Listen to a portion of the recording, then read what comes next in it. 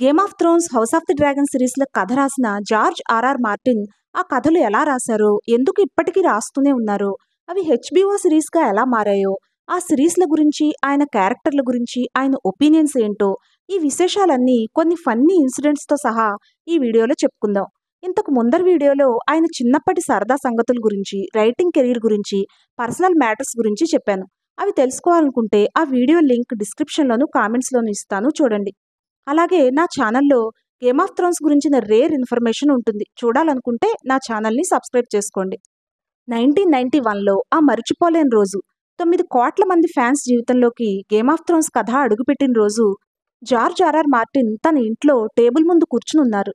మార్టిన్కి తన ఫ్యాన్స్తో జరిగిన కొన్ని సరదా సంఘటనల గురించి వీడియో చివరిలో చెప్తాను, పూర్తిగా చూడండి.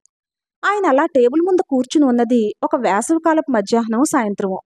హాలీవుడ్ కోసం చేస్తున్న ప్రాజెక్ట్కి బ్రేక్ వచ్చింది కనుక ఒక నవల రాద్దామని మైండ్ ప్రిపేర్ చేసుకుని అప్పటికే కొన్ని రోజులుగా ఎవలాన్ అనే సైన్స్ ఫిక్షన్ నవల రాస్తున్నారు. మార్టిన్ ఎర్లీ లైఫ్ గురించి చెప్పిన వీడియోలో వేరే పేరు చెప్పాను, కానీ తర్వాత చెక్ చేశాను. ఆయన అప్పుడు రాస్తున్నది ఎవలాన్ అనే నవలే. ఆ నవల కూడా బాగానే ముందుకు నడుస్తోంది, కానీ ఆలోచనలు అటు ఇటు పోతున్నాయి. అలా పోతున్నప్పుడు అనుకోకుండా ఒక సీన్ ఆయన కళ్ళ ముందు కనిపించింది. ఒక వ్యక్తిని రాజు తల నరికి పనిష్ చేయడం, చిన్న కుర్రవాడైన ఆ రాజు కొడుకు తెచ్చిపెట్టుకున్న ధైర్యంతో ఆ ఎగ్జిక్యూషన్ని చూడడం, తర్వాత ఆ రాజు కుటుంబానికి ఒక వర్వుల్ఫ్ చనిపోయి కనిపించడం, దాని పిల్లలు అక్కడే తిరుగుతూ ఉండడం, ఇలా ఆ సీన్స్ ఆయన మనసులోకి అనుకోకుండా వచ్చేసాయి. అవి ఎలా ఎందుకు వచ్చాయో ఆయనకే తెలీదు. అన్నింటికంటే ముఖ్యంగా అది సమ్మర్ అయినా అక్కడ మంచు పడుతోంది అనిపించింది. సమ్మర్ స్నోస్ అనే ఒక పదం చటుక్కున ఆయన ఆలోచనల్లోకి వచ్చింది. సమ్మర్లో కూడా స్నో పడే అటువంటి ఒక ప్లేస్ ఉంటే అది ఎలా ఉంటుంది, అది ఎప్పటి కాలం అయి ఉంటుంది, అక్కడ రాజులు ప్రజలు ఎలా ఉండుంటారు అనే ఆలోచనలు వచ్చాయి మార్టిన్కి. అంతే, వరుసగా తన ఊహల్లో కనిపించిన ఆ సీన్ని పేపర్ మీద రాయడం మొదలుపెట్టారు. అలా ఆపకుండా 3 రోజుల పాటు రాస్తూనే ఉన్నారు. ఇది ఒక మెడివల్ కాలం నాటి ఫ్యాంటసీ కథ అవుతుందని ఆయనకు అర్థమైంది. ముందు దాన్ని షార్ట్ స్టోరీ చేద్దాం అనుకున్నారు, కానీ దాని చుట్టూ చాలా పెద్ద కథ కనిపిస్తోంది. సరే, నవల అనుకున్నారు. రాసే కొద్దీ ఇంకా ఇంకా పెద్దయిపోతుంది. 3 నవళ్ల ట్రయాలజీ చేద్దాంలే అనుకున్నారు. చివరికి అది 7 నవళ్ల అతిపెద్ద సిరీస్గా మారింది. అది ఎలా జరిగిందో కూడా ఫన్నీగా చెప్పారు మార్టిన్. ఆయన పబ్లిషర్స్తో డిస్కస్ చేస్తూ 6 నవలు చేద్దాం అన్నారట ఓ రోజు. వెనక నుంచి ఆయన అప్పటి గర్ల్ ఫ్రెండ్, తర్వాత వైఫ్ అయిన ప్యారిస్ 7 వేళ్లు చూపించిందట. అలా 7 బుక్స్ అని అప్పుడు సరదాగా అనుకున్నదే తర్వాత ఫిక్స్ అయిపోయిందట. కానీ ఈ నవల మొదలుపెట్టిన కొన్ని రోజులకే మళ్ళీ ఆయనకి హాలీవుడ్ ప్రాజెక్ట్స్ రావడం మొదలైంది. దాంతో రాస్తున్న దాన్ని పక్కన పెట్టి ఆయన ఆ పనిలో పడిపోయారు. 2-3 ఏళ్ల తర్వాత మళ్ళీ ఖాళీ దొరికితే ఈ కథ దగ్గరికి వచ్చారు. అలా ఎప్పుడైనా గ్యాప్ వచ్చినప్పుడు సాధారణంగా ఆయనకి గందరగోళంగా ఉంటుందిట. ఏం రాశారో, ఇంకేం రాయాలనుకున్నారో అన్నీ మర్చిపోతారట. మళ్ళీ ఎలా మొదలు పెట్టాలో అర్థం కాదట. కానీ ఈ కథ మాత్రం ఆయన మనసులో మొదటి రోజు ఎలా వచ్చిందో అంతే వివిడిగా మళ్ళీ గుర్తొచ్చేసింది. రాసే కొద్దీ రాయిస్తూనే ఉంది. చాలామంది కథ తమ చేత రాయించింది అంటారు, కానీ నేను మాత్రం నా కథలు కష్టపడి నేనే రాస్తాను. ఈ సీన్ ఒక్కటి అలా దానంతట అదే రాయించుకుంది అంటారు Martin. George RR Martin history మైనర్గా గ్రాడ్యుయేషన్ చేయడమే కాక చాలా హిస్టరీ బుక్స్ చదివి ఉన్నారు. ముఖ్యంగా ఆయనకి పాపులర్ హిస్టరీ అంటే ఇష్టమట. అందుకే ఈ Song of Ice and fire series కోసం స్వంతంగా ఒక ఆల్టర్నేట్ హిస్టరీని క్రియేట్ చేశారు. అది ఒక ప్రత్యేకమైన ఫ్యాంటసీ ప్రపంచం అయినప్పుడు దానికి మ్యాప్ ఉండాలి కదా. మొదట్లో ఇంగ్లాండ్ మ్యాప్ని తిరగేసి తన వరల్డ్ని క్రియేట్ చేద్దాం అనుకున్నారు. అలా కాదులే అని తర్వాత కార్టోగ్రాఫర్స్తో కలిసి మంచి మ్యాప్ డిజైన్ చేశారు.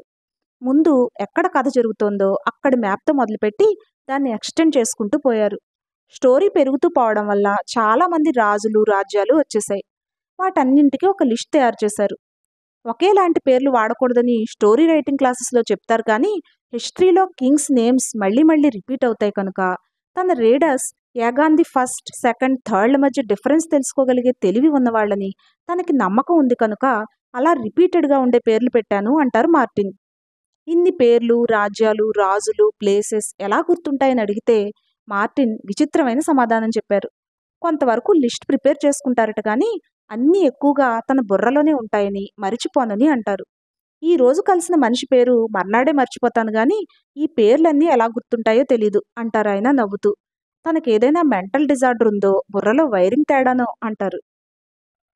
ఇంత కాంప్లికేటెడ్ స్టోరీ రాసే ప్రాసెస్ కూడా మార్టిన్ చెప్పారు. సమ్మర్ స్నో పడే నార్త్ అనే ప్లేస్లో కదా కథ మొదలుపెట్టారు. అక్కడి కింగ్ ఎడ్వర్డ్ స్టార్క్ కుటుంబం, అతని పిల్లలతో అది మొదలైంది.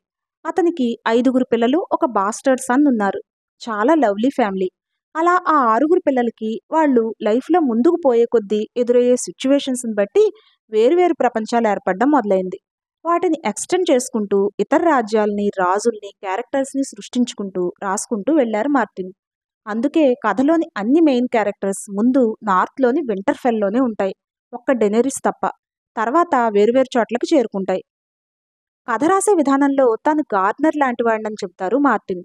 కార్పెంటర్, గార్డ్నర్ అని కథలు రాసేవాళ్ళు రెండు రకాలుగా ఉంటారు.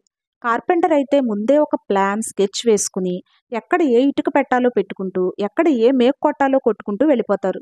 నేను మాత్రం నా ఆలోచనని నేలలో పాతి అది మొలకలేసి మొక్కగా, చెట్టుగా దానంతట అదే ఎదుగుతూ పోతున్నప్పుడు గమనిస్తూ, అవసరమైనప్పుడు దాన్ని ట్రిమ్ చేసుకుంటూ, సంరక్షించుకుంటూ వెళ్తాను. నా Song of Ice and Fire నవళ్ళు అలాగే పుట్టి పెరిగాయి అంటారు మార్టిన్. కొంతమంది ఈ బుక్స్ని ఏ వరుసలో ఎలా చదవాలని అడుగుతున్నారు. ఇప్పుడు అది చెప్తాను, తర్వాత ఫ్యాన్స్ గొడవ చెప్పుకుందాం. ఈ సిరీస్ మొత్తానికి కలిపి మార్టిన్ పెట్టిన పేరు A Song of Ice and Fire. ముఖ్యంగా కథ నార్త్లో మొదలవడం ఐస్ అయితే, మరో పక్క డ్రాగన్స్ పుట్టడం ఫైర్ అనుకుంటే, ఆ ఇద్దరూ కలిసి నడిపించే కథ అని మనం అనుకోవచ్చు. కోర్స్ ఈ పదాలకు చెప్పలేనన్న అర్థాలున్నాయి. ఇది నా ఇంటర్ప్రిటేషన్ అంతే. మీకు ఎలా అర్థమైందో కామెంట్ చేయండి. అలా ఈ Song of Ice and Fire సిరీస్లోని ఫస్ట్ బుక్ పేరు ఏ గేమ్ ఆఫ్ థ్రోన్స్. ఇది 1996లో పబ్లిష్ అయింది. 694 పేజెస్ ఉన్న పెద్ద నవల ఇది. పబ్లిషర్లు వెంటనే పబ్లిష్ చేశారు కానీ మరీ బెస్ట్ సెల్లర్ అయిపోలేదు. డబ్బులు బాగానే వచ్చాయి కనుక దాని సీక్వెల్ రాయడం మొదలుపెట్టారు మార్టిన్. అలా రాసిన రెండో book A clash of Kings. ఇది 2 ఏళ్ల తర్వాత 1998లో పబ్లిష్ అయింది. ఇందులో 768 పేజెస్ ఉన్నాయి. ఫస్ట్ బుక్ కంటే దీనికి కొంచెం ఎక్కువ పేరు వచ్చింది. తర్వాత రాసిన third book A Storm of swords. ఇది మరో 2 ఏళ్ల తర్వాత 2000లో పబ్లిష్ అయింది. ఇది 973 పేజెస్ ఉన్న మరింత పెద్ద నవల. నాలుగో book A feast for crores మాత్రం 5 ఏళ్ల తర్వాత 2005లో పబ్లిష్ అయింది. దీనిలో 753 పేజెస్ ఉన్నాయి. కొద్ది కొద్దిగా ప్రతి బుక్కి పాపులారిటీ పెరుగుతూ పోతున్నా ఈ నాలుగో బుక్ సేల్స్ విపరీతంగా పెరిగిపోవడంతో New York Times number 1 best seller లిస్టులోకి చేరుకుంది ఈ నవల. ఫ్యాన్స్ ఎక్కువైపోయి ముందర బుక్స్ అన్నీ కొని చదవడం మొదలైంది. ఈ బుక్ రిలీజ్ అయ్యాకే ఆయనకి హెచ్బిఓలో సిరీస్గా అడాప్ట్ చేసుకుంటామనే ఆఫర్ కూడా వచ్చింది. ఆ తర్వాత మళ్ళీ 6 ఏళ్లకి 2011లో ఆయన తన fifth book A dance with dragons publish చేశారు. ఈ బుక్ 1016 పేజీలున్న చాలా పెద్ద నవల. ఈ బుక్ అయితే ఇక చాలా చాలా హిట్ అయిపోయింది. మార్టిన్కి విపరీతమైన పాపులారిటీ వచ్చేసింది. ఇది న్యూయార్క్ టైమ్స్ లిస్టులో నెంబర్ 1 బెస్ట్ సెల్లర్గా 88 వారాల పాటు కదలకుండా ఉండిపోయింది. ఈ ఫిఫ్త్ బుక్కి హ్యూగో అవార్డుతో పాటు 4-5 అవార్డ్స్ వరుసగా వచ్చేసాయి. ఇక ఈ సిరీస్లో ఆయన ప్లాన్ చేసిన ఆరో బుక్ పేరు ద విండ్స్ ఆఫ్ వింటర్. 13 ఏళ్లుగా ఆయన ఆ బుక్ని పబ్లిష్ చేయలేదు. దాని తర్వాత seventh book A dream of spring కూడా రావాల్సి ఉంది. ఇవి కాక ఈ Song of Ice and Fire కథ జరిగిన ప్రపంచాన్ని పరిచయం చేస్తూ the world of Ice and fire అనే ఒక హిస్టరీ బుక్ లాంటి బుక్ని 2014లో పబ్లిష్ చేశారు. ఇందులో Song of Ice and Fire జరిగిన నోన్ వరల్డ్కి చెందిన డీటెయిల్డ్ హిస్టరీ ఉంటుంది. తర్వాత 2018లో Fire and Blood first volume publish చేశారు. ఇందులో Song of Ice and Fire కథ జరగడానికి 400 ఇయర్స్ ముందు నుంచి ఆ ప్రపంచంలో ఏం జరిగిందో రాశారు. దీని సెకండ్ వాల్యూమ్ కూడా ఇంకా పబ్లిష్ చేయాలి. ఇది కూడా కథలాగా కాక ఆ కథలోని ఒక క్యారెక్టర్ అయిన ఆర్చ్ మాస్టర్ గిల్డన్ రాసిన హిస్టరీ బుక్లా ఉంటుంది. ఇందులో డ్రాగన్ లార్డ్స్ అయిన టార్గేరియన్స్ హిస్టరీ మెయిన్గా ఉంటుంది.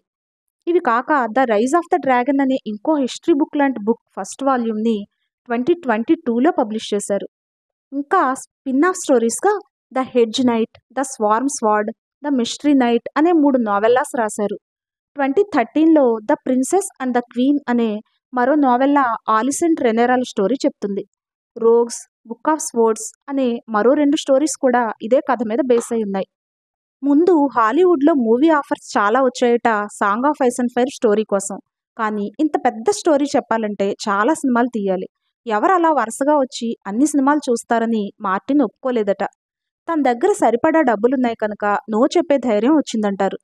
తర్వాత చాలా ఛానల్స్ కూడా దీన్ని సిరీస్గా మార్చడానికి ముందుకొచ్చారు. కానీ ఆయన బుక్స్లో సెక్స్, వైలెన్స్ ఎక్కువగా ఉండటం వల్ల అవి సిరీస్లో తగ్గించాల్సి రావడమో లేకపోతే బాగా లేట్ అవర్స్లో స్ట్రీమ్ చేయడమో చేస్తారని వాళ్ళందరినీ కూడా రిజెక్ట్ చేశారట. కానీ హెచ్బిఓ ఛానల్ ఇటువంటివన్నీ పెద్దగా లెక్క చేయదు. అందుకే వాళ్ళు వచ్చి అడిగినప్పుడు మార్టిన్ సిరీస్ కోసం ఒప్పుకున్నారు. వాళ్ళు ఈ Song of Ice and fire హక్కుల్ని 2007లో కొనుక్కున్నారు. పూర్తి క్రియేటివ్ కంట్రోల్ మాత్రం ఆయనకి ఇవ్వలేదు. మనం ఏమీ హ్యారీ పాటర్ రాసిన జేకే రోలింగ్ కాదు కదా అవన్నీ డిమాండ్ చేయడానికి అంటారు మార్టిన్. కన్సల్టెంట్గా ఉంటూనే స్క్రిప్ట్ రైటింగ్లో కూడా బాగా ఇన్వాల్వ్ అయ్యారు Martin. First season pilot episode shoot చేసి చూపిస్తే హెచ్బిఓ ఎగ్జిక్యూటివ్స్కి నచ్చక 4 నెలల పాటు హోల్డ్లో పెట్టారట. కొన్ని సీన్స్ రీషూట్ చేయమన్నారట కూడా. చివరికి గేమ్ ఆఫ్ థ్రోన్స్ అనే పేరుతో ఈ సిరీస్ 2011 ఏప్రిల్ 17న ఎయిర్ అయింది. సెకండ్ సీజన్ 2012లో ఎయిర్ అయింది. దాని తర్వాత ఈ సిరీస్కి పాపులారిటీ బాగా పెరిగింది. థర్డ్ సీజన్ 2013లోను, ఫోర్త్ సీజన్ 2014లోను ఎయిర్ అయ్యాయి. ఈ 4 సీజన్స్ వరకు ఒక్కో సీజన్లో ఒక్కో ఎపిసోడ్ మార్టిన్ రాస్తూ వచ్చారు. మిగతా ఎపిసోడ్స్ని show runners David Benioff and D B Weiss రాశారు. అంటే మెయిన్ స్టోరీ మార్టిన్దే అయినా సిరీస్ కోసం సెపరేట్గా రాయాల్సి ఉంటుంది కదా. ఫిఫ్త్ సీజన్ దగ్గరికి వచ్చేసరికి విండ్స్ ఆఫ్ వింటర్ రాసుకుంటానంటూ మార్టిన్ కొంతవరకు షో రైటింగ్ నుంచి తప్పుకున్నారు. ఇది 2015కి రిలీజ్ అయింది. కానీ ఇప్పుడే ఒక చిక్కు సమస్య ఎదురైంది. సోర్స్ మెటీరియల్ చూస్తే అయిపోవచ్చింది. ఇంకా 2 బుక్స్ రాయాలి మార్టిన్. కొంతవరకు ఓన్ రైటింగ్తో 6th సీజన్ కంప్లీట్ చేశారు షో రన్నర్స్. తర్వాత 7th, 8th సీజన్స్ కూడా చాలా వరకు ఓన్గానే రాసుకున్నారు. ఈ 2 సీజన్స్ సోర్స్ మెటీరియల్ నుంచి బాగా డీవియేట్ అవ్వడం వల్ల చాలా క్రిటిసిజం వచ్చింది.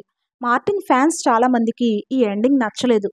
అయినా కూడా హెచ్బిఓ చరిత్రలోనే బాగా సక్సెస్ అయిన సిరీస్గా, గిన్నీస్ బుక్ రికార్డ్స్ని క్రియేట్ చేసని ఎమ్మీ అవార్డ్స్ని గెలుచుకున్న డ్రామాగా ఈ సిరీస్ అవుట్ స్టాండింగ్గా నిలిచిపోయింది.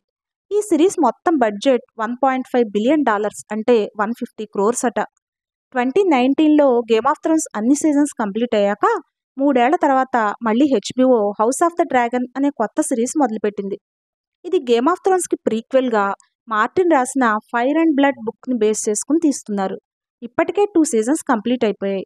Third season next year release కావచ్చు. ఈ స్టోరీ మొత్తం చెప్పమంటే కామెంట్ చేయండి, అంతా ఒక వీడియోగా చెప్తాను. మార్టిన్ రాసిన డంక్ అండ్ ఎగ్ స్టోరీస్తో ఇంకొన్ని ఇదే మెటీరియల్కి చెందిన కథలతో హెచ్బిఓ మరిన్ని సిరీస్లు కూడా ఫ్యూచర్లో ప్లాన్ చేస్తోంది. బుక్ ఫ్యాన్స్ మాత్రం విండ్స్ ఆఫ్ వింటర్ కోసం చాలా ఇంపేషెంట్గా వెయిట్ చేస్తున్నారు. ఇక ఫ్యాన్స్కి చెందిన ఫన్నీ ఇన్సిడెంట్స్ కొన్ని సరదాగా చెప్పుకుందాం. ఈ బుక్స్ రాస్తున్న టైంలో ఆయనకి ఈమెయిల్స్ వచ్చేవట ఫ్యాన్స్ నుంచి. చాలామంది బాగున్నాయని రాసినా కొందరు మాత్రం బాగా తిట్టేవారట. మీ పుస్తకాలు మాకెంతో నచ్చి చదువుతుంటే మధ్యలో మీరు రాసిన సెక్స్ సీన్స్ పార్నోగ్రఫీలో ఎదురయ్యాయి. అసహ్యం పుట్టింది. ఇక జన్మలో మీ బుక్స్ చదవం అని కొందరు చాలా ఎమోషనల్గా మెయిల్ చేసేవారట. క్షమించాలి, మీకు నచ్చకపోతే ఆ సీన్స్ స్కిప్ చేయండి అని మార్టిన్ రిప్లై ఇచ్చేవారట. నాకు ఒక్కటే విషయం అర్థం కాదు, తల్లు నరికేసి రక్తాలు పారించిన ఆ వైలెన్స్ గురించి ఒక్క కంప్లైంట్ కూడా రాలేదు. ఇద్దరి మధ్య జరిగే ఒక సహజమైన ప్రక్రియ గురించి రాస్తే మాత్రం చెడ్డవాడిని అయిపోయాను అంటూ నవ్వుతారు Martin. Game of Thrones series వచ్చిన కొత్తలో చాలా మంది వాళ్ళకు పుట్టిన పిల్లలకి డెనేరిస్ అని పేరు పెట్టుకున్నారట. బుక్ సైనింగ్కి వెళ్ళినప్పుడు ఆ పిల్లల్ని తీసుకొచ్చి చూపించేవారట. మరికొందరు వాళ్ళ ఫొటోస్ మెయిల్ చేసేవారట. వాళ్ళంతా కిండర్ గార్డెన్కి వెళ్ళినప్పుడు టీచర్లు అంతమంది డెనేరిస్లని ఎలా మేనేజ్ చేస్తారో పాపం, పైగా స్పెల్లింగ్ కూడా కష్టంగానే ఉంటుంది అంటారు సరదాగా మార్టిన్. ఇక 6th బుక్ దగ్గరికి వచ్చాక ఫ్యాన్స్ చాలా అగ్రెసివ్ అయ్యారు ఒకసారి. 5th book A dance with dragons తర్వాత 6th book winds of winter ఎంతకీ పూర్తి చేయకపోయేసరికి ఫ్యాన్స్ చాలా టెన్షన్ పడిపోయారు. రిక్వెస్ట్ చేయడంతో మొదలుపెట్టి కాళ్ల వేళ్ల పడి బ్రతిమాలడం, తిట్టడం, బెదిరించడం లాంటివి చేశారు. బుక్స్ అన్నీ రాసేసి మార్టిన్ దాచుకున్నాడని, బాగా డిమాండ్ పెరిగాక రిలీజ్ చేస్తాడని కాంట్రవర్సీ థియరీలు ప్రచారం చేశారు. అప్పుడే మరో సైన్స్ ఫిక్షన్ రైటర్ నీల్ గేమన్కి కోపం వచ్చి, ఎందుకు అలా రైటర్ని వేధిస్తారు, ఆయన మీ స్వంత ప్రాపర్టీ కాదు కదా అంటూ George RR Martin is not your bitch అన్నాడు. అప్పుడు మార్టిన్కి సపోర్ట్గా మరికొందరు ఫ్యాన్స్ ఆ వాక్యాలు రాసున్న టీషర్ట్స్ వేసుకోవడం, వాటితో పాటలు రాయడం లాంటివి చేశారు. ఇప్పటికి కూడా ఆయన ఎక్కడికైనా వెళ్ళినట్టు తెలిస్తే వెంటనే ఆయన అక్కడేం చేస్తున్నాడు, విండ్స్ ఆఫ్ వింటర్ రాయకుండా అంటూ కామెంట్స్ మొదలవుతాయట ట్విట్టర్లో. ఇక లాభం లేదని ఫ్యాన్స్ వాళ్ళంతటి వాళ్లే తర్వాత కథ ఊహించి రాసేయడం కూడా మొదలుపెట్టారు. మొదట్లో అవన్నీ చదివేవారట మార్టిన్. దాంతో 2 రకాల ఇబ్బందులు ఎదురయ్యాయట ఆయనకి. నిజంగా ఆయన రాయాలనుకున్నది వాళ్ళు గెస్ చేస్తే అయ్యో వీళ్ళకి తెలిసిపోయిందే అనుకుని మళ్ళీ మార్చాలో లేకపోతే అలాగే ఉంచేయాలో అర్థమయ్యేది కాదట. ఒకవేళ ఫ్యాన్స్ రాసిన వాటిలో ఏవైనా ఇంకా మంచి ఐడియాస్ కనిపిస్తే అబ్బా ఇది వాడితే బాగుంటుందేమో అని ఆశ పుడుతుందిట. అందుకే అవి చూడడం మానేశానంటారు మార్టిన్. ఇప్పటి వరకు చెప్పిందంతా నేను పుట్టించింది కాదండి, అక్కడ ఇక్కడ మార్టిన్ స్వయంగా తన ఇంటర్వ్యూస్లో చెప్పినవే. ఈ బుక్స్‌లో ఆయనకిష్టమైన క్యారెక్టర్ డ్వార్ఫ్ టిరియన్ లాన్స్టర్ అట. అతను ఎంత స్పాంటేనియస్‌గా రిప్లైస్ ఇస్తాడంటే, నాకు వారం పోతే గాని అటువంటి సమాధానం తట్టదు. అరే! నేను కూడా అంత స్పీడ్‌గా చెప్పగలిగితే బావుండు కదా! అనుకుంటాను అంటారాయన. ఇలా చెప్పుకుంటూ పోతే ఇంకా చాలా ఉన్నాయండి. ఇప్పటికే పెద్ద వీడియో అయిపోయింది కనుక 'గేమ్ ఆఫ్ థ్రోన్స్' సిరీస్‌తో, ఆ క్యారెక్టర్స్‌తో ఆయన అనుభవాలు, 'song of Ice and fire' series విషయంలో ఆయన ఇన్‌స్పైర్ అయిన రియల్ హిస్టరీ ఇన్సిడెంట్స్, ప్లేసెస్, ఆయనకిష్టమైన నచ్చిన క్యారెక్టర్స్ ఇవన్నీ చెబుతూ మరో వీడియో చేస్తాను. ఇది ఇక్కడితో ముగిస్తాను. తర్వాత వీడియోతో మళ్ళీ కలుద్దాం. అప్పటి వరకు బై బై.